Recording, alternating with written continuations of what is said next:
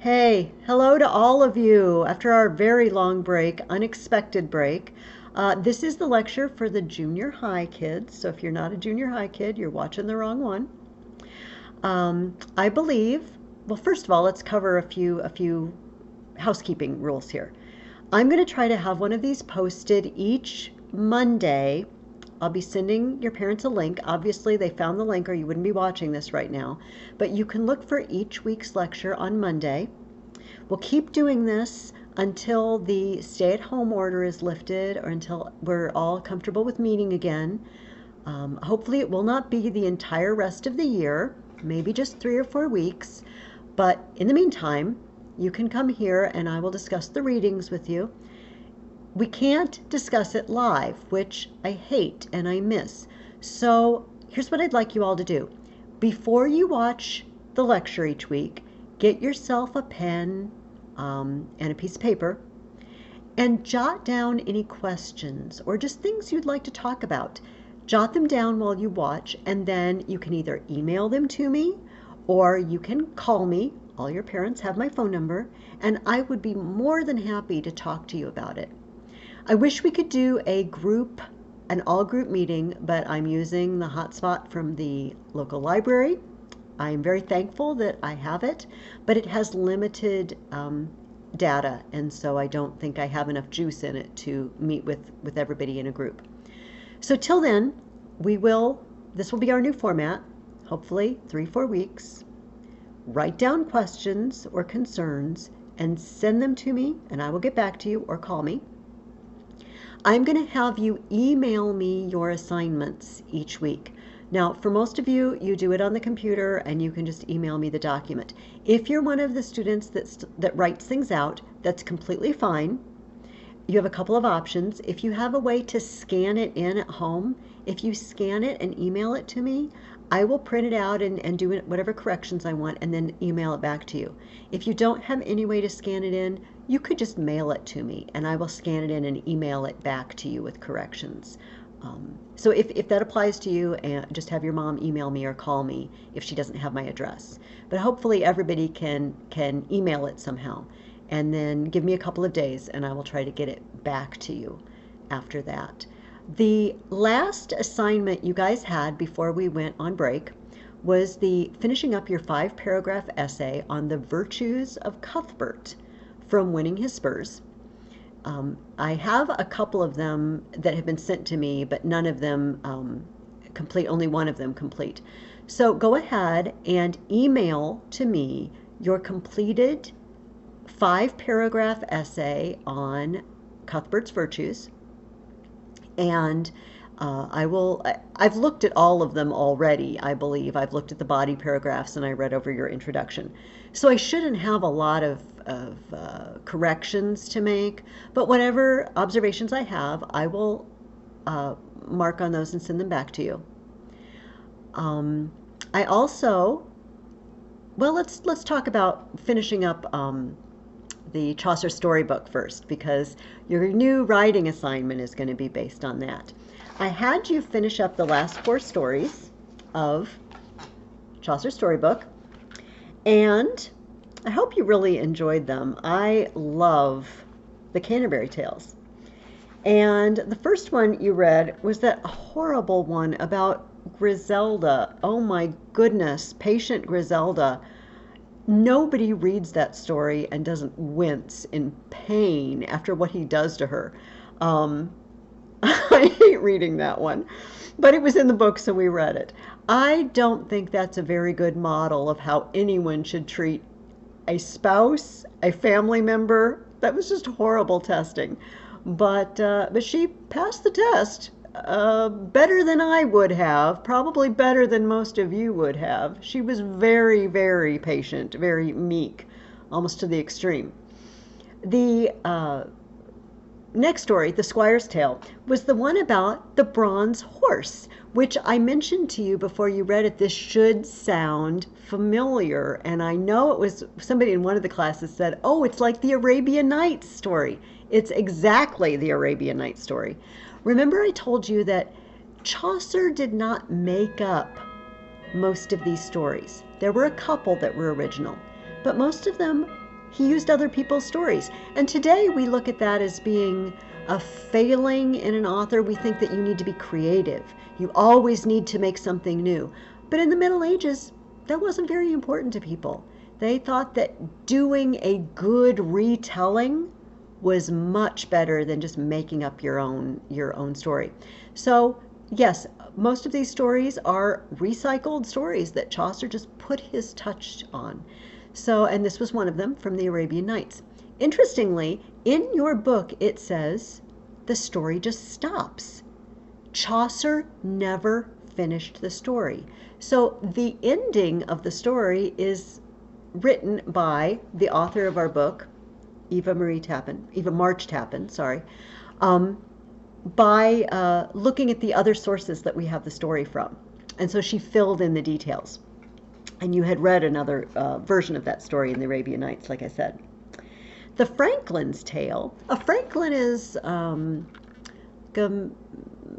upper class merchant in the Middle Ages. And so he tells a story of an upper class couple, Dorigen and her wife and her husband, who went off traveling, if you remember, and she was just eaten up with worry that he was going to not come home again. Particularly when she would go out and look at the rocks on the cliff below and think about how he was going to be sailing home from England, and so many ships wreck on the rocks and maybe he will never come home again. She was so scared. Unfortunately, this was taken advantage of by an admirer who used a magician to make the rocks disappear. They didn't really disappear, but it was an illusion, a magic illusion. And she had said she would leave her husband and be his when the rocks disappeared. And when the rocks disappeared, she didn't know what to do. But everybody behaved very, very uprightly in this story. The husband said, well, you can't go back on a promise. You have to go be with him. But when the other guy found out how important the wife's honor was to him, to the husband, he gave up his claim. So everyone behaved all around very uprightly in this story, except for the guy who resorted to magic to make the rocks disappear. And the last story was the canon's yeoman's tale. A canon is a monk associated with a particular church. And this isn't the canon's tale, this is his yeoman. You remember from Robin Hood, the yeoman, sort of small farmers. And this guy was a vassal of the canon. And so he tells a story. They joined the procession to Canterbury, by the way, if you remember. They weren't part of the group that left the Tabard Inn with Harry Bailey. They joined them en route, and the yeoman was a little too talkative, and so he was telling stories about how his master, the canon, was really into alchemy. I think we've talked about alchemy a bit this year. There was an idea that you could take metals, lead, metals that weren't worth anything, and through a combination of special chemicals or maybe a sort of magical rock, incantations, whatever, you could turn it into silver or gold, and you could make a lot of money that way. And for those of you who are familiar with the Harry Potter stories, I think we've talked about this in class. In England, the first story is called Harry Potter and the Philosopher's Stone, not the Sorcerer's Stone like it is in the United States, because they thought American people wouldn't understand what the Philosopher's Stone is. It's really a stone that alchemists would use to help their incantations along and turn things into silver and gold. Well, this canon in the Yeoman's Tale is kind of gullible. You know, I wonder if you have to be a little bit greedy to begin with to be this gullible. I feel like he was a little bit greedy to begin with, because when he met somebody who claimed that he would teach him the secrets, he just pounced on it. And if you remember in the story, the guy he was kind of the magician illusionist too. He had some tricks up his sleeve.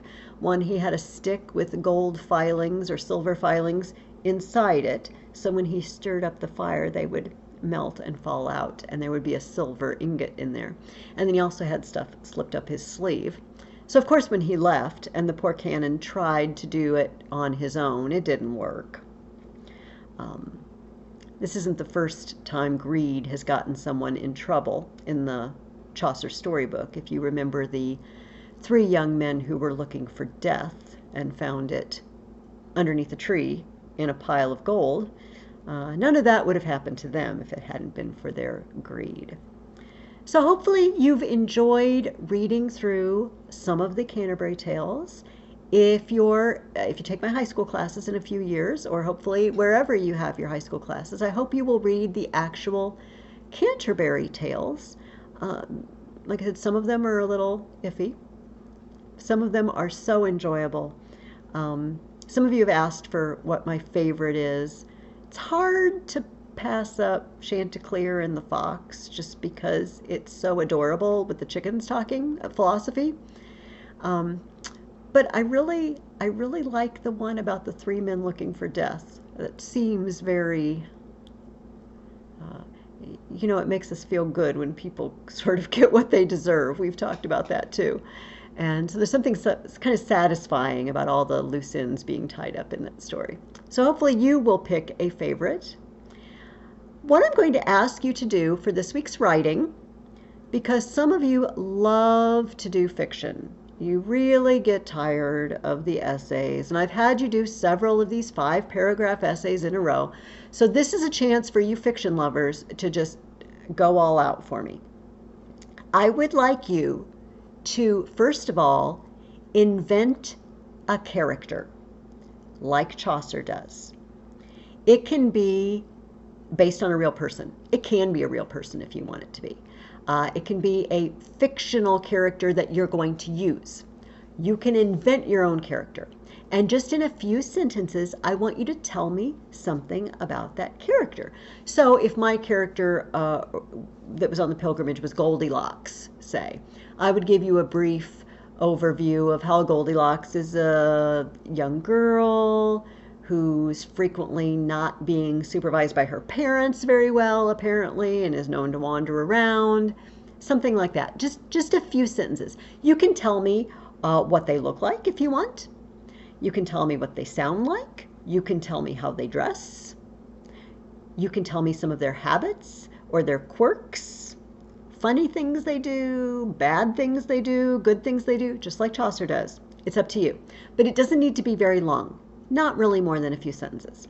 And then I want you to tell me a story that character would have told if that character were on the way to Canterbury with the rest of the group. So remember, Chaucer has characters tell stories that fit them. So the first story we read was The Knight's Tale. He's a knight.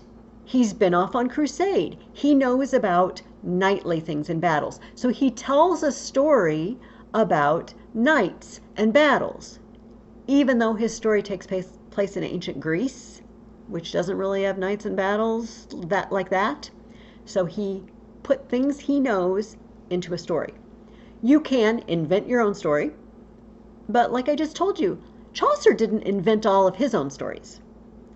He retold stories and he had his character put their mark on it. So you can retell a fairy tale or a story that you aren't making up, emphasizing the things that character would talk about. Okay, so if it were Goldilocks telling the story of Cinderella, maybe Goldilocks would be really concerned about Cinderella's clothes because she's a little girl and she thinks the glass slippers are wonderful and the dress is fascinating. But if say if the knight were telling the story of Cinderella, maybe he'd care a lot more about the men-at-arms and their armor and her transportation and the horses and things like that. So go ahead and embellish whatever it is your character would probably embellish. Good news, no dress-ups, no sentence openers. You just go for it. So you fiction lovers have free reign. I don't care how long it is. It has to be long enough to actually tell the story. You want to go 5 pages, you fiction lovers, you know who you are, go for it. I will read the whole thing gladly. If you're not such a fiction person and you want to just bare bones story, it's okay. But remember, try to see if you can emphasize the things that your character, that you are being, that you are speaking as, what they would emphasize. Okay? If you have any questions about the assignment, email me or call me. But I think it's pretty self-explanatory. And I know some of you are going to have great fun with it. So I look forward to reading those. All right. Before break, I also had you read a section out of the Dorothy Mills Book of the Middle Ages. Let me grab it. We read about education in the Middle Ages. And so what I want to do now is, if you want to get your book, that'd be great. I'll tell you what page I'm on. We're going to look back through some of it because I imagine it's been a couple of weeks now since you've read it, and you probably, a lot of it slipped your mind. So there's a few things I would like to look at more closely. So let's see. It was, let me look in the table of contents here. Didn't mark it. Okay, page 283. All right. The first paragraph on page 283 about education in the Middle Ages says, education will do 2 things. It will prepare a child to live intelligently in the world, and what is of more importance, from the ideals and motives it sets up, from the kind of hero it exalts, from the ideas it spreads, education will train and develop character and will give that vision that is needed if the people are not to perish. Okay, so she says education does 2 things for us.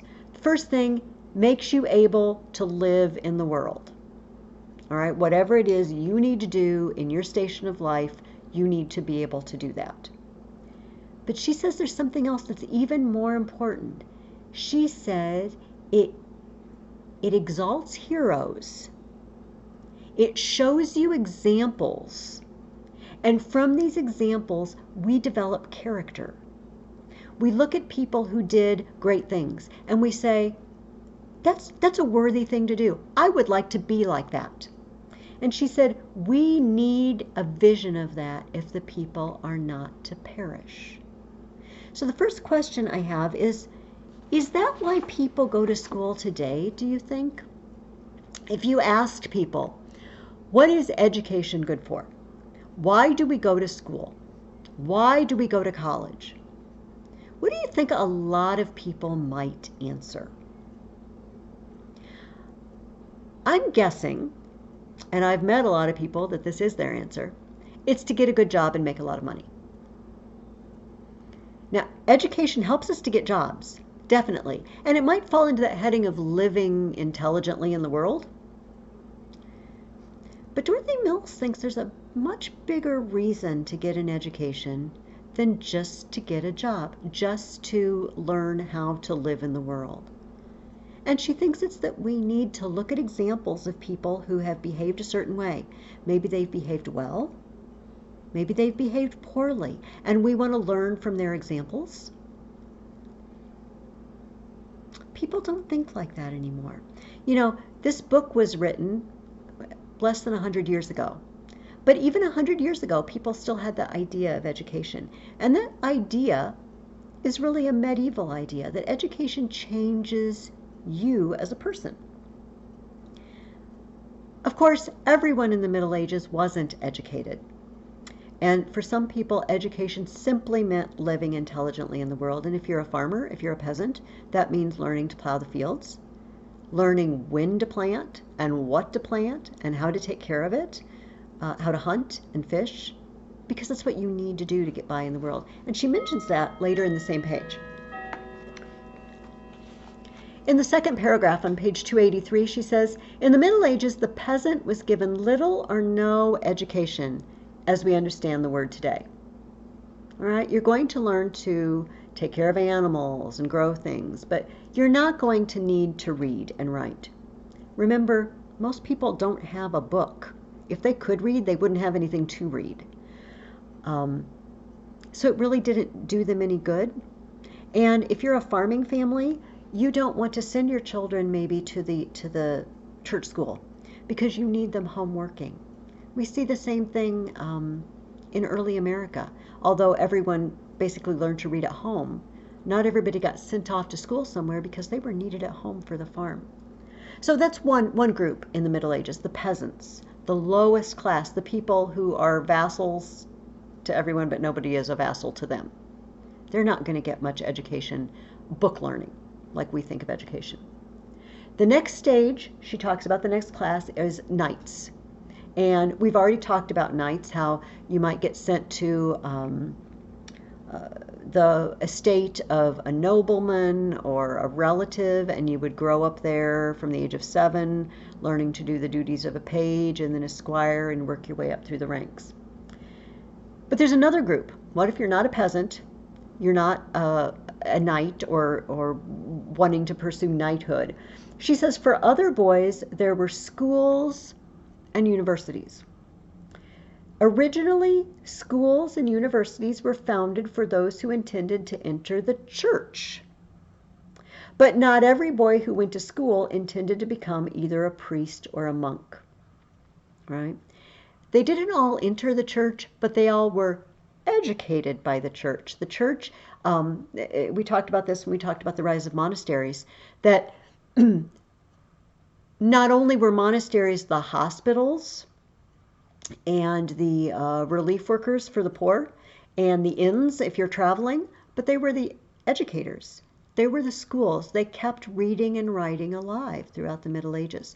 So if you have a church school available to you and that's your child shows an inclination in that direction, you're going to send them to the church school. But they were trained by the church, and then they went off, she says, to be lawyers, judges, diplomats, scholars, or teachers.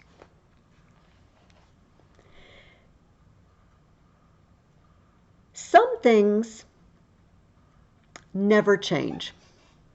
I thought this was an amusing part. Some things never change, but some things change a good deal. And so here's an example of a few things that have changed. First of all, on page 285, Dorothy Mills tells us that even though the schools varied in different countries in the Middle Ages, she said there were certain things they had in common. Discipline was severe, the hours were long, 10 to 12 hours a day. Did you catch that? Holidays were short, about 12 days each at Christmas, Easter, and Whitsuntide. So, I'm guessing you're not doing school 10 to 12 hours a day, anytime, not year-round. Discipline is probably not severe, although I have threatened to beat you. I've always told you beatings will not be instituted anytime soon. There'll be no beatings. But there were in the Middle Ages. 10 to 12 hours, and you're beaten often if you don't know your lessons, which seems so completely unfair.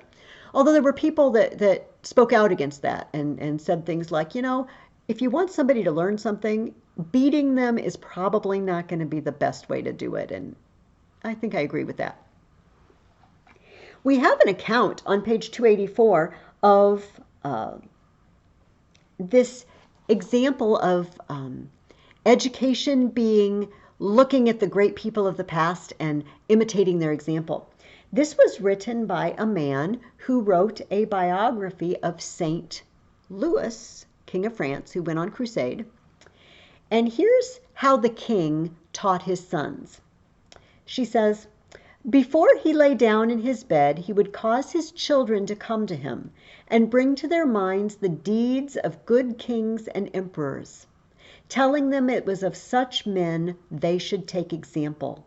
And he would bring to their minds also the deeds of great men who were wicked, And by their ill-doing, their rapine, stealing and pillaging, and their avarice, that's greed, had brought their kingdoms to ruin. He made them learn the hours of Our Lady, and say them before him, and say before him the hours of the day, so as to accustom them to hear the hours when they ruled over their own lands. This was a good teacher, and he was teaching that second example, looking at good examples of the past, hoping that his sons would grow up to imitate them. What did they learn in these schools? You have probably heard the term liberal arts or a liberal arts education. If your parents do classical education, you've probably heard people talk about the trivium. This is a medieval idea. There were 7 liberal arts. Let's talk about liberal first. Liberus means free in Latin. And so these were the studies, first of all, that were fitting for free men in a free country. Second of all, they were the studies that set you free. Knowing these things make us not trapped in our own time and place, and they raise us above that and make us human. That's what the liberal arts were about. They started with 3, which were called the trivium: grammar, logic, and rhetoric. Grammar meant, well, grammar, like it does today, learning the elements of your language, but it usually meant Latin grammar. Everybody who had an education learned Latin. In the West, most people had forgotten Greek. I think we've talked about the fact that the Greek East and the Latin West sort of split apart over time. There wasn't a lot of doings in between them, and because of that, people in the West forgot how to speak Greek for a while. But everybody learned Latin, so Latin grammar, logic, learning to reason well, and rhetoric, learning to express your ideas well, either in writing or in speaking. So those were the basics. Then you learned 4 more arts called the quadrivium. They are arithmetic, geometry, astronomy, and music. Music, of all things. Now, some of you are musicians. You take music lessons and you perform. Music, they're starting to find out now, after they'd forgotten for a long time, music is really good for your brain. Music is mathematically based. The notes that harmonize, it's all mathematical. Music scales are mathematical. And so there is something about the study of music that does wonders for your thinking ability. Well, they knew this. They might not have known the science behind it, but in the Middle Ages they knew.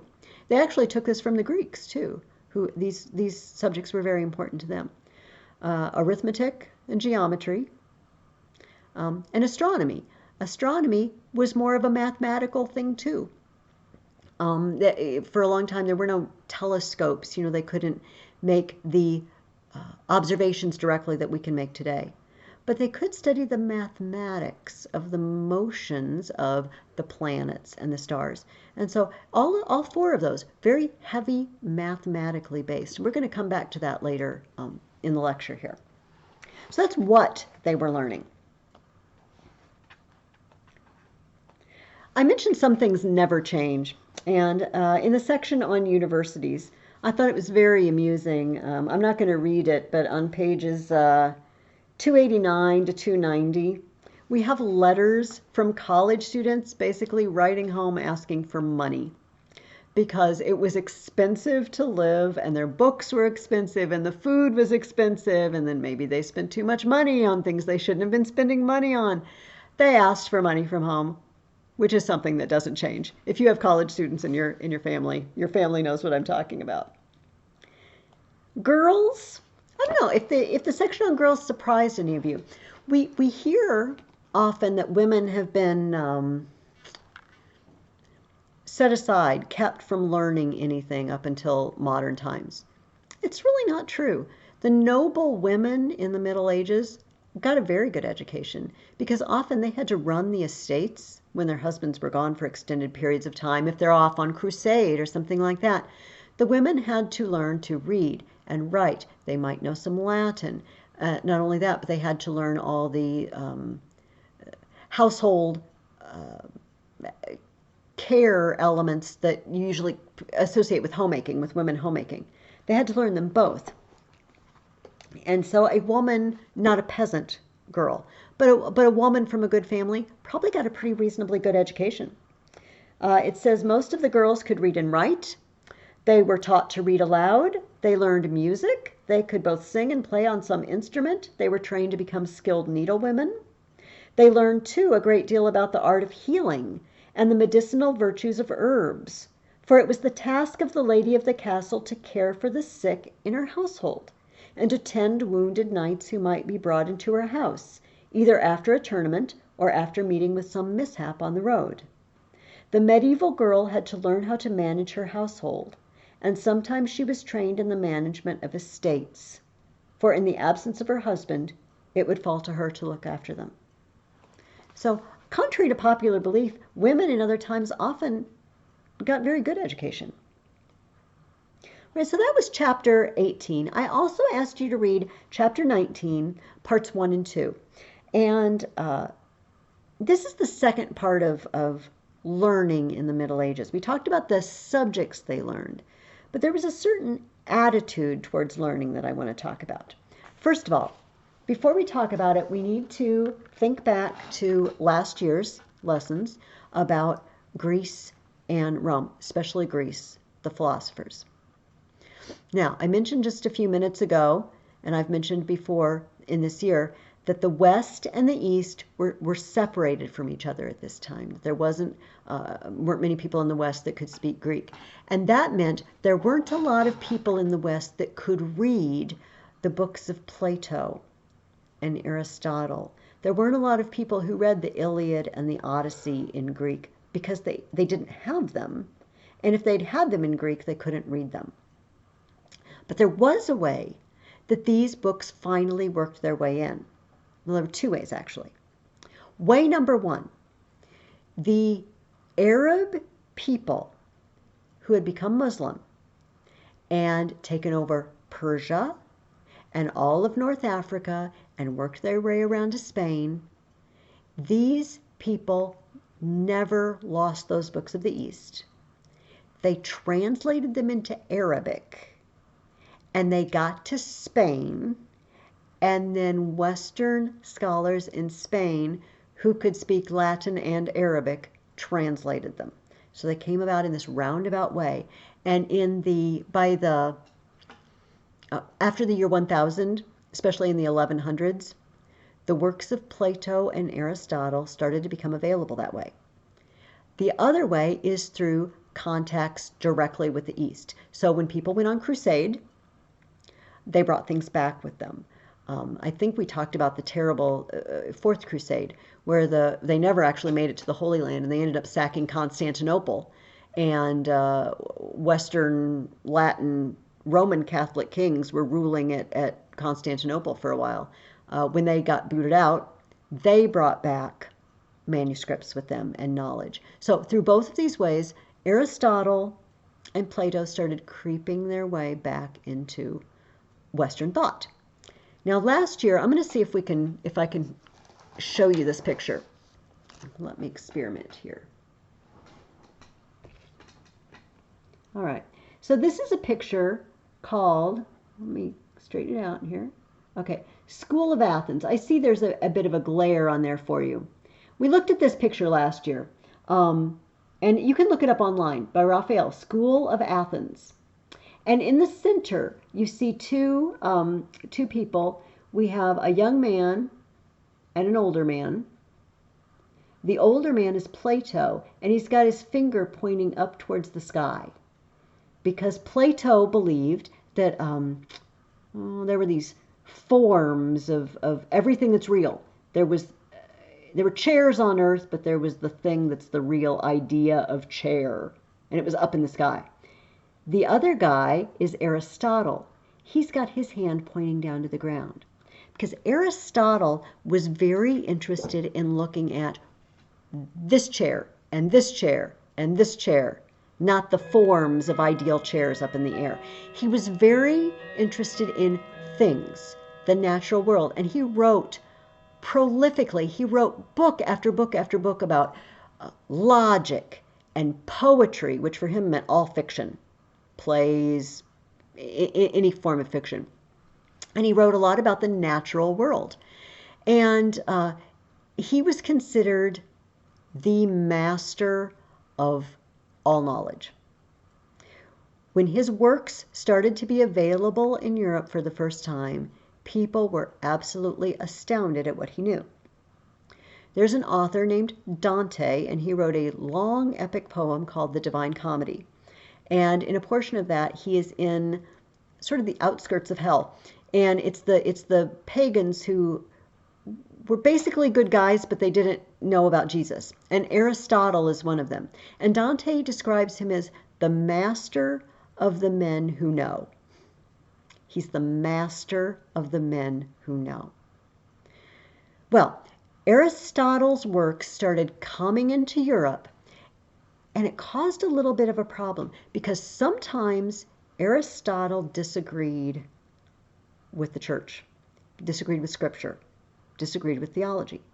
Now, it doesn't seem like it would be a big deal because, well, he was a pagan Greek philosopher, right? He wasn't going to have it all knowledge.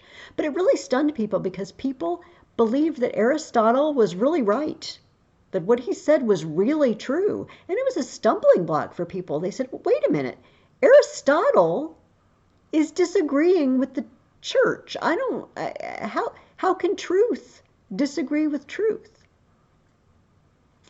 Which is a good question. So there was a man in the 1200s. He's the first of the schoolmen that you read about. And his name was Thomas Aquinas. He is Saint Thomas Aquinas.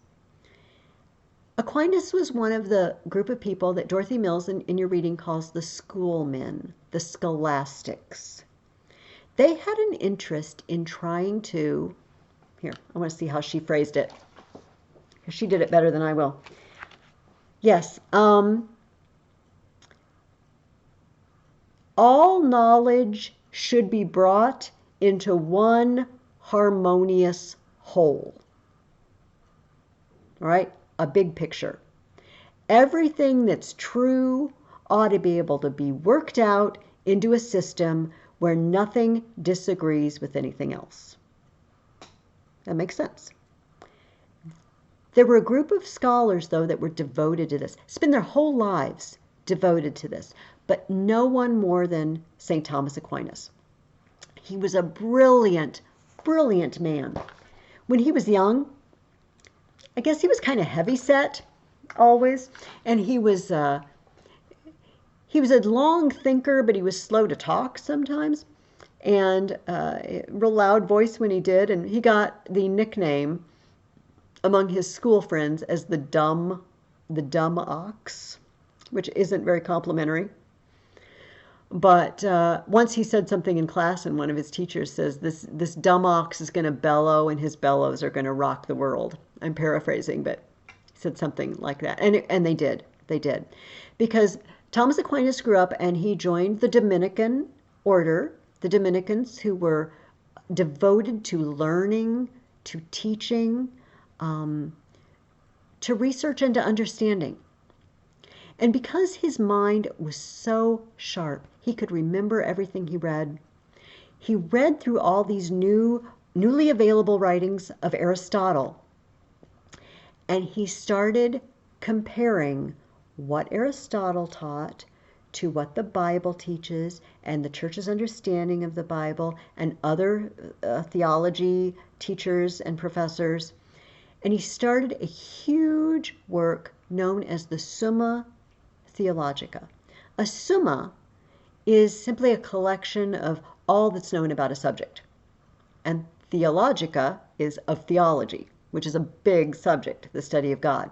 So this work is thousands and thousands and thousands of pages long. You can get condensed versions. But basically what he did is he asked a question. He'd say whether God exists. And then he'd have people who argue, well, this is true, so God doesn't exist, or this is true, so God doesn't exist. And then he would argue against it. But he would use Aristotle, he would use scripture, he would use church fathers, he would use human reason, his own reason, to work out the way to harmonize what Aristotle had to say and what the church had to say. Like I say, he spent his life doing this. This was huge work. And this wasn't the only thing he wrote. He wrote other things too. But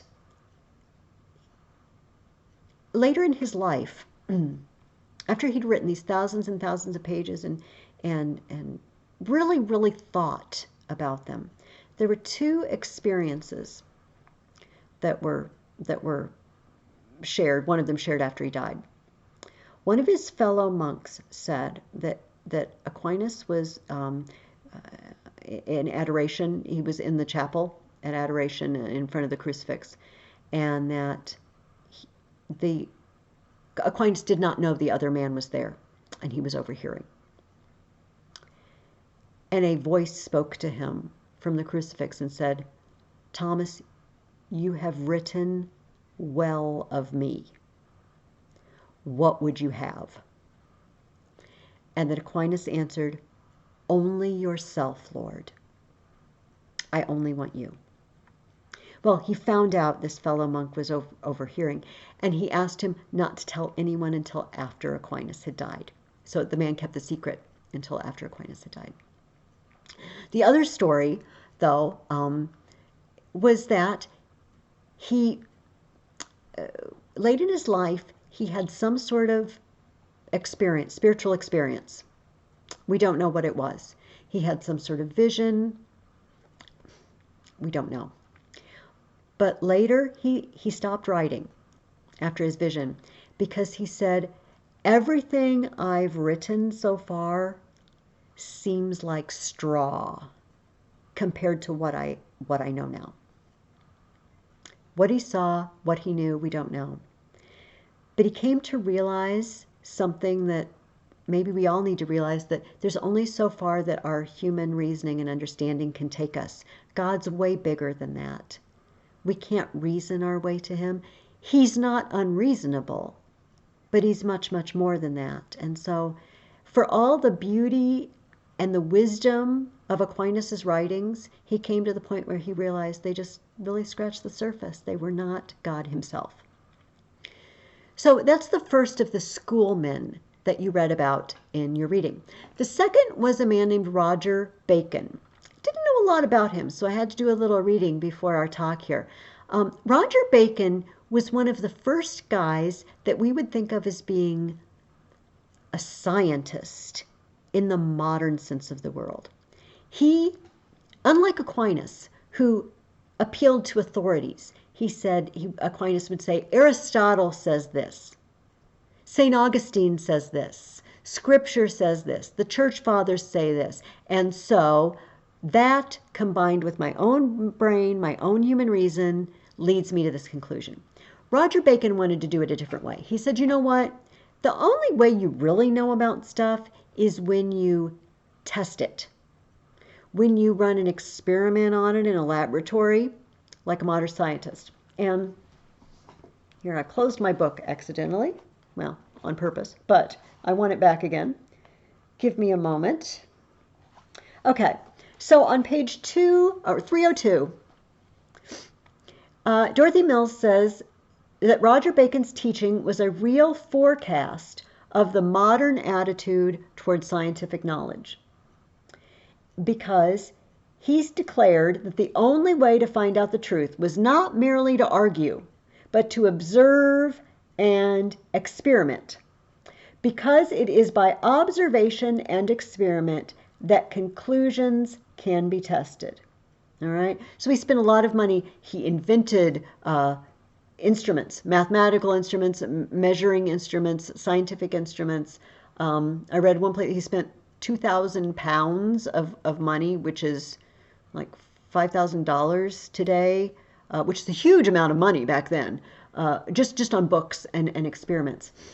And this was the first time someone had said, let's just experiment, let's just test it. Let's not just see what Aristotle had to say about it. Let's run a test for ourselves, which is fine. But there's one problem I want you to think about. Can you think of a problem, before I tell you, with limiting ourselves to learning things by experience and experiment? Is there anything in the world, does anything exist that you can't experiment on? That maybe you can't experience? I think there are. There are spiritual things that we can't subject to scientific experiments. Now, Roger Bacon still believed in those things. He did not have the idea that we should limit ourselves, but that the things that we can see and touch and weigh and measure should be learned about by actually experiencing them, which is completely legitimate. The problem comes hundreds of years later, where we find ourselves today, where so many people believe that the only things that exist are the things you can touch and weigh and measure and experiment on. That wasn't Roger Bacon yet, but it was a step in that direction. But he had a legitimate case to make, but do you see how that's very different from Thomas Aquinas, who's appealing to reason, who's appealing to authorities of the past? Roger Bacon didn't want to not do that completely at all, but he didn't want to rely on that the way St. Thomas was relying on that. All right. So that is a look at education in the Middle Ages and the new movement of scholasticism, that idea that everything we know, everything that's been learned ever in the history of mankind, we can somehow put it all together in one system that will all work, one harmonious, all truthful whole. It's quite an undertaking. St. Thomas Aquinas came closer than anyone to achieving that. Next time, before you watch the next lecture next week, I would like you to read out of Dorothy Mills, finish the rest of chapter 19, parts 3 through 5. It is about the making of medieval books. How did they make books? Remember, the time we're reading about, it's before the printing press. Books were made by hand, and it was laborious. But I am so thankful for the people who put that labor in. We talked a little bit before about medieval manuscripts, the illuminated manuscripts of the Gospels. This time we're going to take a closer look.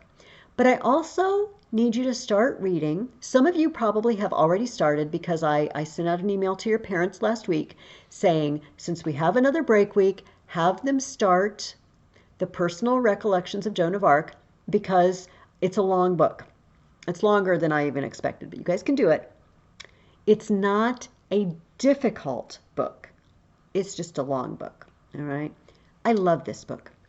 This book is written by Mark Twain, who is probably known to you best as the author of Tom Sawyer or Huckleberry Finn. But this was his favorite book. Your edition of the book, though, might not have Mark Twain's name anywhere on it.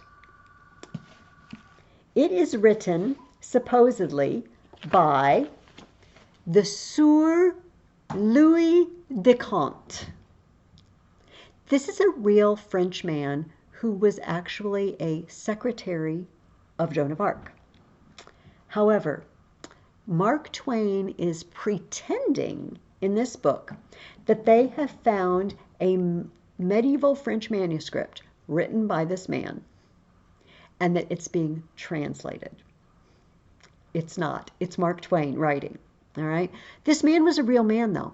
And as a matter of fact, we know tons about the life of Joan of Arc.